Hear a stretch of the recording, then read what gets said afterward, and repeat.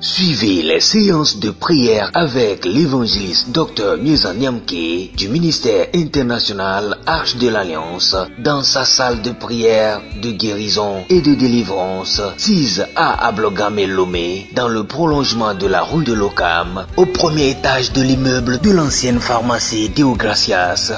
Viens à Jésus. Il est unique et il est résolu. La paix se trouve uniquement en Jésus. La grâce se trouve uniquement en Jésus. Le bonheur se trouve uniquement en Jésus. En dehors de Jésus, il n'y a pas la stabilité, il n'y a pas la sécurité, il n'y a pas la paix. Il est le point central. Ces séances de prière se déroulent les dimanches de 16h à 18h, les mercredis de midi à 16h, les jeudis de 16h à 18h et les lundis assistez à la prière de guérison de 18h à 20h. Pour vos différents requêtes de prière, de guérison et de délivrance, retrouvez-nous sur WhatsApp ou en ligne directe sur le 00228 96 80 21 85 ou sur le site web www.drmiezan.org. Ne les empêche pas, ne les empêche pas. C'était le thème que j'ai choisi et que Dieu m'a donné. Ne les empêche pas. Je dis ça dans Néhémie chapitre 1, verset 1 à 11. Néhémie chapitre 1, verset 1 à 11. La parole de Dieu dit ceci. La parole de Néhémie, fils de Akalia, au mois de Kislev, la 20e année, comme j'étais à Suisse, dans la capitale, Anani, l'un de mes frères et quelques hommes arrivaient de Juda, il est questionné au sujet des Juifs réchappés qui étaient restés à la captivité, au sujet de Jérusalem. Il m'a répondu, ceux qui sont restés de la captivité sont là, dans la province, au combat du malheur et de l'opprobre. Les murailles de Jérusalem sont en ruine et ses portes sont consumées par le feu. Lorsque j'ai entendu ces choses, je m'assis, j'ai prié et j'ai fui plusieurs jours dans la désolation. Je jeûnais et j'ai prié devant le Dieu des cieux. Et j'ai dit, ô Dieu, Dieu des cieux, Dieu grand et redoutable, toi qui gardes ton alliance et qui fais miséricorde à ceux qui t'aiment et qui observent ses commandements, que ton oreille soit attentive et que tes yeux soient ouverts. Écoute la prière que ton serviteur t'adresse en ce moment. Jure et nu pour tes serviteurs et les enfants d'Israël, en confessant les péchés, les enfants d'Israël, nos péchés contre toi. Car moi et la maison de mon Père, nous avons péché. Nous t'avons offensé et nous n'avons point observé les commandements, les lois et les ordonnances que tu as prescrites à Moïse, ton serviteur. Souviens-toi de cette parole que tu donnas à Moïse, ton serviteur, de prononcer. Lorsque vous pécherez, je vous disperserai parmi les peuples. Mais si vous revenez à moi, et si vous observez mes commandements et les mettez en pratique, alors, quand vous serez exilés à l'extrémité du ciel, de là, je vous ramènerai, je vous rassemblerai et je vous ramènerai dans le lieu que j'ai choisi pour y faire résider mon nom. Ils sont tes serviteurs et ton peuple que tu as racheté par ta grande puissance et par ta main forte. Ah Seigneur, que ton oreille soit attentive à la prière de ton serviteur et à la prière de tes serviteurs qui veulent craindre ton nom. Donne-nous aujourd'hui du succès à ton serviteur et fais-lui trouver grâce devant cet homme. J'étais alors les chansons du roi. Que Dieu bénisse sa parole. Ne les empêchez pas. Ne les empêchez pas. Ces récits de Néhémie nous donnent beaucoup d'enseignements. Et plusieurs personnes connaissent, mais je vais ajouter pour que nous réfléchissions beaucoup à ce que Néhémie a dit. Néhémie vivait chez le roi, comme la parole nous dit, il était échanson. Il était chez le roi aujourd'hui, on peut dire chez le président. C'était au temps des Mèdes et Perses, il était là. Et la parole nous dit, il a vu quand Israël avait fait le mal, Dieu a permis que la couverture qui est autour de eux les soit ouverte. Et ça a permis les Babyloniens qui étaient venus les chasser. Au moment où il y avait les prophètes comme Jérémie et les autres prêchaient, que le peuple devait faire attention parce que il y a les Babyloniens qui va venir les chasser, qui va venir les prendre et les assujettir pour les amener en exil.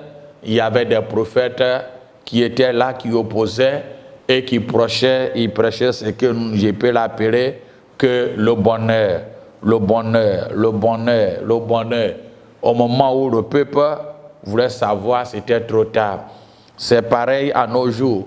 Au lieu que nous cherchions à voir la réalité en face, on aime à faire que le consoler. Si nous ne faisons pas attention, nous allons perdre ce que est précieux que Dieu nous a donné. Alors, Néhémie, malgré qu'il était chez le roi, ou on peut dire le président, à tout moment où les gens venaient de Jérusalem, ils demandaient des informations. Qu'est-ce qui s'est passé là-bas? C'est ça, qu'est-ce qui passait là-bas?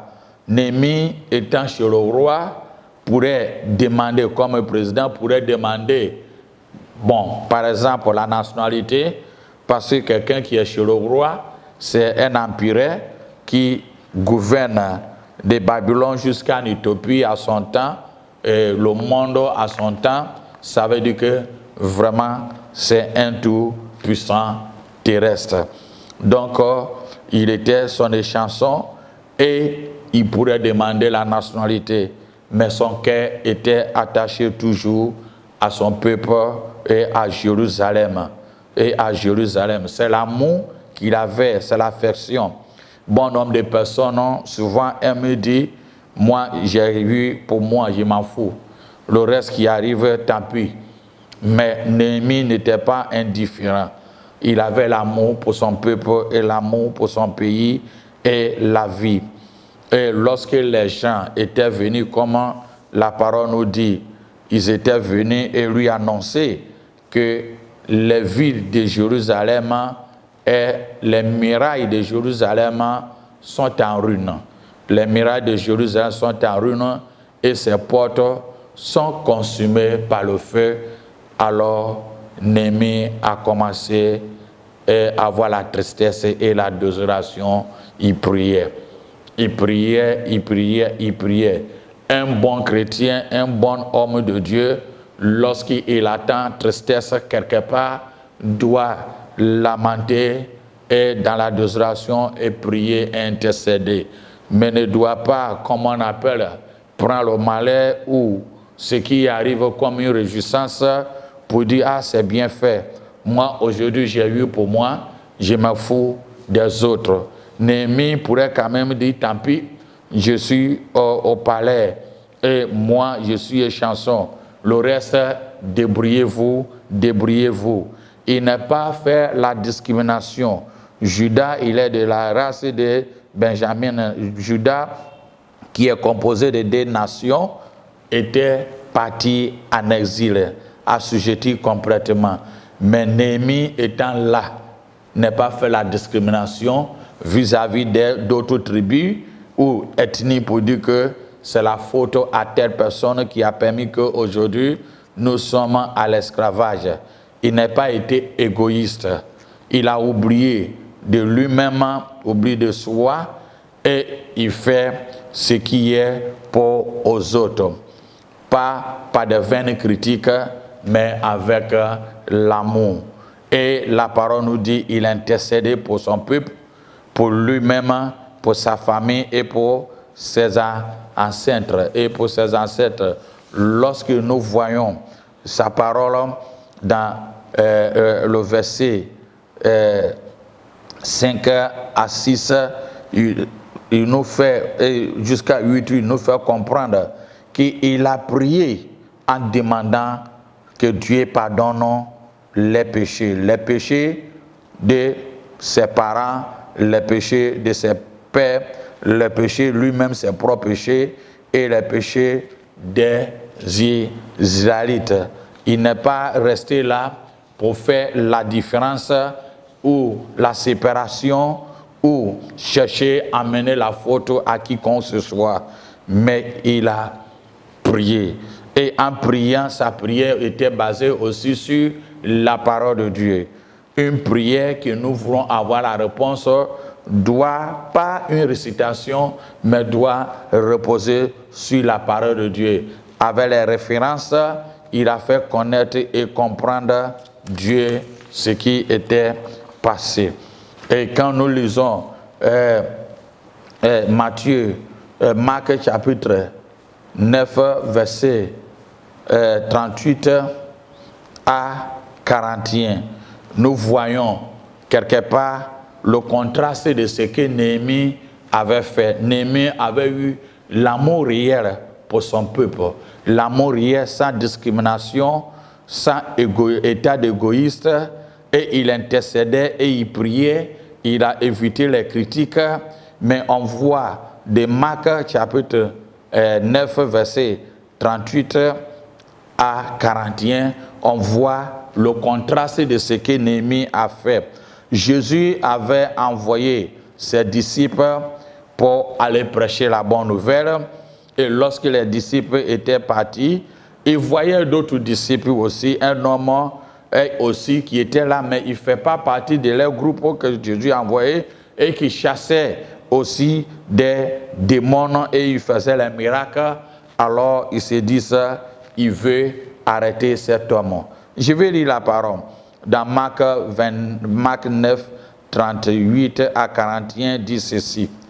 Jean lui dit, Maître, nous avons vu un homme qui chassait des démons à ton nom, et nous l'avons empêché parce qu'il ne nous suit pas. Jésus dit ici, ne l'empêche pas, répondit Jésus, car il n'y a personne qui faisait un miracle en mon nom, puisse surtout après parler de moi, de mal de moi. Qui n'est pas contre nous est pour nous. Vous voyez le contraste, l'égoïsme dans ce côté, la discrimination de ce côté. Je peux dire la doctrine du mal placé, parce qu'il voit que cet homme-là ne fait pas partie soit les 12 et qui n'ont pas eu soit le même doctrine, ou soit il n'était pas canalisé avec le groupe qui était parti, et il disait non, il faut qu'on l'empêche, il faut qu'on l'empêche. Ça peut arriver à nos jours, comment on peut dire il n'est pas fait même école biblique avec nous. Il n'est pas dans notre confession religieuse, il ne fait pas partie de nos congrégations ou bien des dénominations, il ne suit pas notre même déontologie, alors nous sommes capables et nous voulons les empêcher. Jésus nous a montré ici, c'est l'état égoïste, c'est l'état de discrimination, c'est l'état de haine, c'est l'état de mépris. Jésus a dit, ne l'empêche pas. Celui qui parle de moi ne parlera pas mal de moi. Ne les empêche pas. Si même ils ne font pas partie de vous, les 12 que je vous ai envoyés, ne les empêchez pas. Laissez-les partir, laissez-les continuer le travail. C'est très important et c'est une leçon pour tous les enfants de Dieu qui aiment faire la discrimination parce que telle personne n'est pas au même bord que nous dans nos congrégations ou bien dans nos doctrines ou bien, comme on appelle, dans nos dominations. Alors, on le voit loin et s'il y a un problème quelque part, on se dit, ça les concerne. Ne les empêchez pas et ne les empêchez pas. Nous voyons aussi où Paul à Éphèse, lorsque nous lisons à des apôtres chapitre 19 verset 1 à 5, on voit aussi Apollos qui était arrivé à Corinthe et que Paul, après avoir traversé la haute région, descendu à Éphèse, ayant trouvé quelques disciples, il a dit, avez-vous reçu le Saint-Esprit? Après l'avoir reçu, et il lui dit, mais nous n'avons même pas attendu dire ce qui est l'Esprit de Dieu. Regardez, eux aussi prêchaient la bonne nouvelle, mais ils n'ont même pas attendu parler du Saint-Esprit. Ils n'ont même pas attendu parler du Saint-Esprit. Alors, Paul a pris son temps à les enseigner. C'est très important pour toi et moi que si quelqu'un, nous avons certaines informations que l'autre n'a pas eu, c'est important pour que nous essayions de l'aider et d'éviter les discriminations, égoïsme, les choses vaines. Paul a eu le temps de s'asseoir avec Apollos à Corinthe et vraiment il lui a expliqué les nouvelles donnes. Et Apollos a reçu le Saint-Esprit et il a continué sa mission. Il n'a pas conservé la doctrine à lui seul, il n'a pas été égoïste, il n'a pas fait la discrimination. Celui-là, il n'a pas de mêmes choses et ça continuait. Jésus aussi a donné un exemple typique dans Matthieu 13, verset 24 à 30, qui il dit, il parlait des faux et les vrais. Les faux et les vrais. Les vrais et les blés.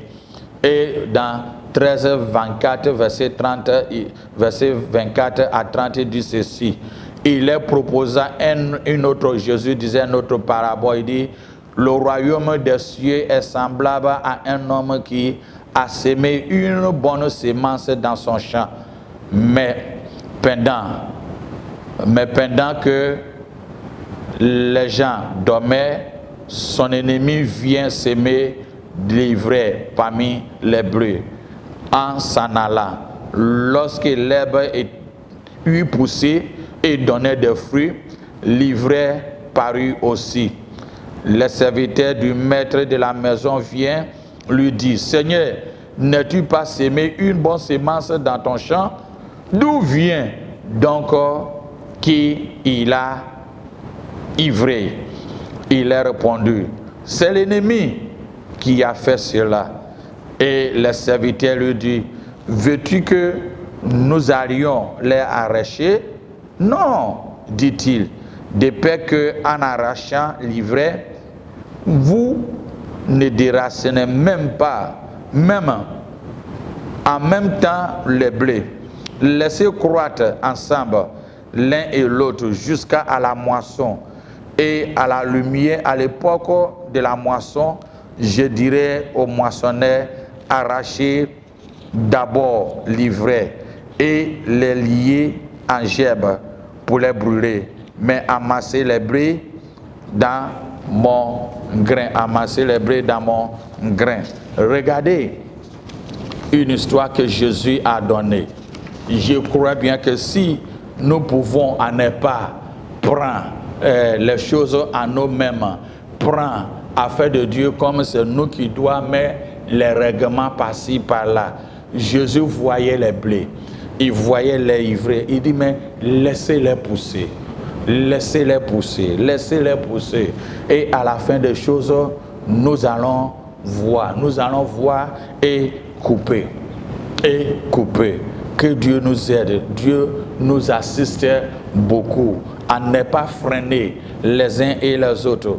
J'en ai vu dans YouTube d'un pays anglophone où un élément, quelqu'un, un parlementarien a pris la loi de la Bible dans sa main en disant il va fermer certaines églises parce que ces gens-là n'adoraient pas Dieu. Et effectivement, il a pu fermer un ou deux. Il a eu des supporters qui étaient avec lui. Il y a d'autres aussi qui étaient contre. Mais moi, ce qui m'intéresse beaucoup est ici. Jésus a dit, laissez-les pousser. Laissez-les pousser. Au temps de la moisson, il dira au moissonneur de le faire.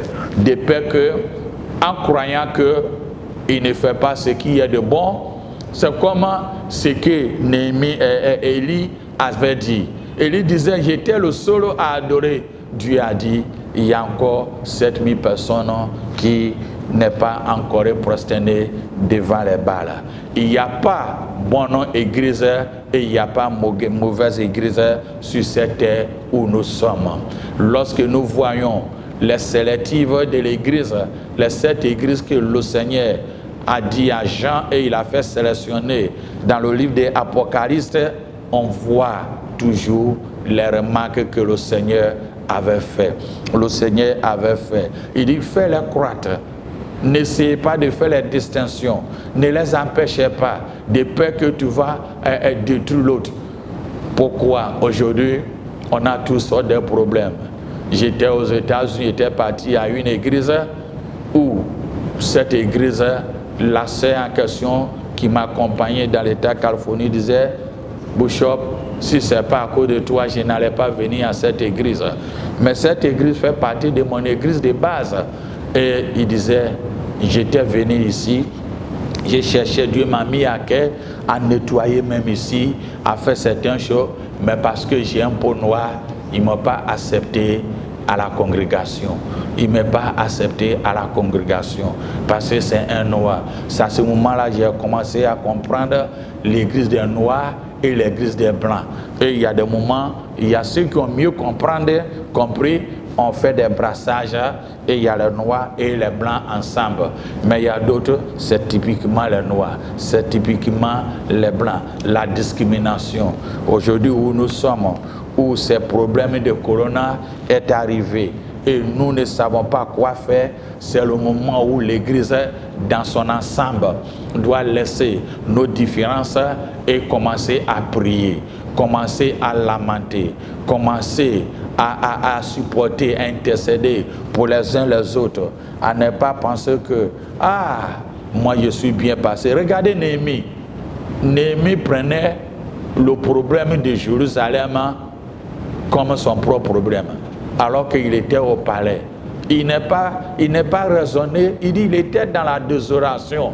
Il n'est pas réjoui parce que lui, il a eu des gains de cause.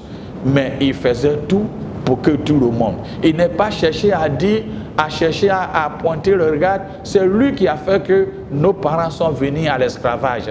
Nous sommes bien, nous sommes propres, parce que si je ne suis pas propre, je n'allais pas être chez les chansons. Non, non. Les gens du monde ne peuvent pas connaître la lumière, ne peuvent pas connaître ce qui est au-dedans. Moi, je comprends ce que Jésus a dit. Il dit, nous sommes la lumière du monde. S'il y a les ténèbres, s'il y a l'injustice, s'il y a les faux, nous qui disons vrai là, les vrais vont toujours surmonter les faux. Nous, on voit le Simon, le magicien, qui vendait les illusions. En vendant les illusions, voyant arriver à Philippe et Pierre et les autres, il a vu que ces illusions qu'il vendait n'est pas ne pas être comparable à ce que lui, le Simon magicien, faisait. Non seulement il fut baptisé, il voulait acheter, on lui a fait comprendre que ce n'était pas comme ça. C'est à toi et moi à ne pas prendre des rois en nous-mêmes, mais permettre que dans le koinonia, Christ a voulu que nous restions dans le koinonia. Ne permets pas, n'empêchez pas, ne sois pas un élément, quelqu'un qui est le responsable d'empêcher un fidèle à une congrégation, à une nation d'évoluer. Regarde aux États-Unis, il y a des États qui empêchent les chrétiens à évoluer, comme Californie, comme Minneapolis, Minnesota et les autres. Mais il connaît mal Dieu. N'empêche pas. Si Christ a dit laissez pousser, et lui il veut empêcher, il veut prendre la loi dans les propres mains, même les faux et les vrais, Jésus dit laissez-les croître. Laissez-les croître, au lieu que et ce qui arrive n'est pas une première fois. On regarde l'histoire de la Bible, l'histoire de l'Église, où les Juifs ont persécuté les chrétiens. Après le 2e siècle, 1er siècle, où les Paul, les Pierre avaient décédé, étaient décapités, ils sont morts en martyrs. Lorsque les chrétiens en 2e siècle ont eu des possessions, eux aussi, ils ont aidé à persécuter les Juifs. C'était le vice-versa. Où allons-nous? C'était une émission de l'évangéliste Dr Nieza Niamke du ministère international Arche de l'Alliance dans sa salle de prière, de guérison et de délivrance 6A à Blogamé-Lomé dans le prolongement de la rue de l'Ocam au premier étage de l'immeuble de l'ancienne pharmacie Deogracias. Celui qui demeure l'abri du Très-Haut repose à l'ombre de Tout-Puissant. Il est le Dieu qui ne permettra pas que ton pied chancelle. Et devant toi, tu verras l'attribution des méchants. Ces séances de prière se déroulent les dimanches de 16h à 18h, les mercredis de midi à 16h, les jeudis de 16h à 18h et les lundis, assistez à la prière de guérison de 18h à 20h. Pour vos différents requêtes de prière, de guérison et de délivrance, retrouvez-nous sur WhatsApp ou en ligne directe sur le 00228 96 80 21 85 ou sur le site web www.drmiezan.org.